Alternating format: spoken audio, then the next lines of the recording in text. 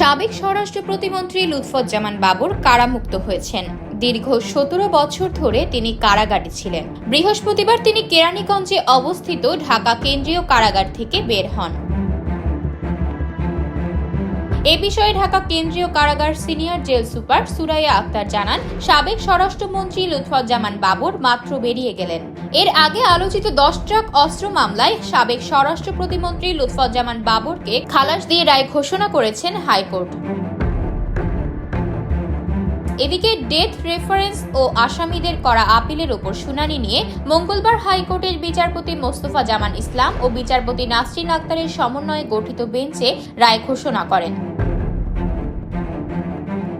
আদালতে বাবরের পক্ষে আইনজীবী শিশির মনির খালাস চেয়ে এই আবেদন করেন। রাষ্ট্রপক্ষে শুনানিতে ছিলেন deputy attorney general Sultana Akhtar Ruby ও সহকারী অ্যাটর্নি জেনারেল মোহাম্মদ আসিফ ইমরান জিসান। অন্য 5 জন আসামির পক্ষে শুনানি করেন জ্যেষ্ঠ আইনজীবী এস.এম. শাহজাহান।